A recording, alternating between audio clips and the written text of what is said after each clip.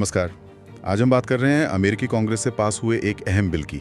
हाँ, वो जिसे तत्कालीन राष्ट्रपति डोनाल्ड ट्रंप के कार्यकाल की एक बड़ी राजनीतिक कामयाबी माना गया था। बिल्कुल, इसे वन बिग ब्यूटीफुल बिल भी कहा गया और ये टैक्स और सरकारी खर्चों से जुड़ा था, है ना? जी बिल्कुल। इस पर विस्तार से बात करने के लिए हमारे की रिपोर्टिंग के कुछ अंश हैं। अच्छा। तो आज हम इसी रिपोर्ट के आधार पर समझने की कोशिश करेंगे कि इस बिल में असल में था क्या, ये कैसे पास हुआ। और इस पर जो शुरुआती प्रतिक्रियाएं थीं या जो चिंताएं थीं वो क्या थीं? हाँ वही, ठीक है, तो शुरू करते हैं। ये बिल मतलब ट्रंप प्रशासन के लिए एक जीत तो जरूर था। हाँ, ये तो माना गया। लेकिन रिपोर्ट ये भी बताती है कि इससे लेकर आपत्तियां और विवाद भी कम नहीं थे। जी। तो सबसे पहले ये बिल आखिर था क्या, इसका मकसद क्या था? हाँ, देखिए, बुनियादी तौर पर ये एक कोशिश थी टैक्स में कटौती करने की। अच्छा। और साथ ही सरकारी खर्चों में बचत लाने की, खासकर जैसे रक्षा वगैरह के क्षेत्रों में। प्रशासन का तर्क ये था कि इससे अमेरिकी अर्थव्यवस्था को मतलब मजबूती मिलेगी, निवेश बढ़ेगा, रोजगार पैदा होंगे वगैरह। हाँ, उनके जो मुख्य चुनावी वादे थे उनमें से ये एक था। और इसके पास होने का जो तरीका था वो भी काफी दिलचस्प रहा, जैसा रिपोर्ट में बताया गया है, वोटों के आंकड़े। बिल्कुल बिल्कुल। यहाँ ये जानना जरूरी है कि ये बिल कांग्रेस के दोनों सदनों से, मतलब हाउस और सीनेट, बहुत ही कह सकते हैं कि मामूली अंतर से पास हुआ। हाँ, कितना करीबी था मामला। रिपोर्ट के मुताबिक हाउस ऑफ रिप्रेजेंटेटिव्स में वोट थे 218 पक्ष में और 214 विपक्ष में। ओह, बस 4 वोटों का फर्क। जी। और सीनेट में भी फासला बहुत कम था, शायद 51-49 जैसा कुछ आंकड़ा रिपोर्ट में दिया गया है। अच्छा। तो ये साफ दिखाता है कि राजनीतिक तौर पर कितना गहरा मतभेद था इस बिल को लेकर। इतने करीबी मुकाबले के बाद भी इसे ट्रंप प्रशासन की एक बड़ी जीत की तरह पेश किया गया। हाँ, वो तो था ही।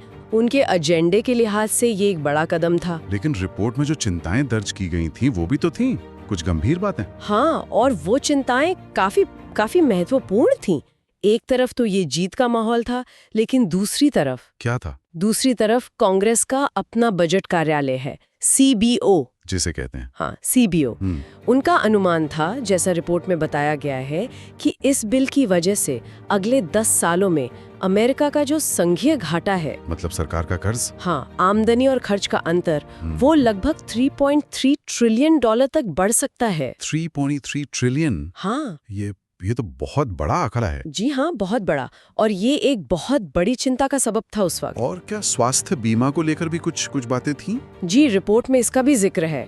अनुमान ये लगाए जा रहे थे कि बिल के कुछ प्रावधानों की वजह से लाखों लोग अपना हेल्थ इंश्योरेंस खो सकते हैं। अच्छा। हालांकि रिपोर्ट ये भी बताती है कि व्हाइट हाउस ने इन चिंताओं को खारिज किया था। उनका कहना था ऐसा नहीं होगा। लेकिन ये मुद्दा बना रहा। हाँ, ये बहस के केंद्र में था और इसने विरोध को एक तरह से और बढ़ाया। विरोध की बात आई तो रिपोर्ट में कुछ जाने माने नाम भी हैं जो इसके खिलाफ थे। हाँ, ये भी एक दिलचस्प पहलू है। विरोध सिर्फ राजनीतिक पार्टियों तक ही नहीं था। कौन थे? रिपोर्ट में एलन मस्क जैसे बड़े उद्योगपतियों का जिक्र है।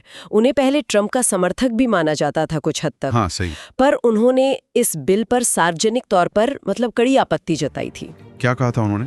रिपोर्ट के मुताबिक उन्होंने यहाँ तक कह दिया था कि अगर ये बिल पास हुआ तो वो अपनी अलग राजनीतिक पार्टी बनाने पर भी सोच सकते हैं। अरे, ये तो बड़ी बात है। जी, ये दिखाता है कि विरोध कितना मुखर था और अलग-अलग क्षेत्रों से आ रहा था। तो एक तरफ ये इतना तीखा विरोध, गंभीर आर्थिक चेतावनियां, और दूसरी तरफ प्रशासन इसे पास कराने पर तुलावा था।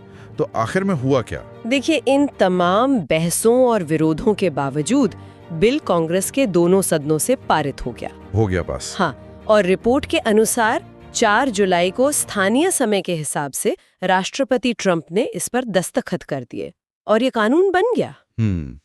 तो प्रशासन के लिए तो ये एक बड़ी सफलता थी अपने एजेंडे को आगे बढ़ाने में। बिल्कुल। तो कुल मिलाकर जो तस्वीर उभरती है वो ये है कि एक राजनीतिक जीत तो मिली जी, लेकिन उसकी जो संभावित कीमत थी, आर्थिक और सामाजिक, उसको लेकर गंभीर सवाल खड़े हो गए और उनके जवाब शायद भविष्य के लिए छोड़ दिए गए। बिल्कुल सही। रिपोर्ट भी इसी तरफ इशारा करती है कि ये एक ऐसा कानून था जिसके तात्कालिक राजनीतिक फायदे तो शायद दिख रहे थे, हाँ, लेकिन इसके जो दूरगामी परिणाम होने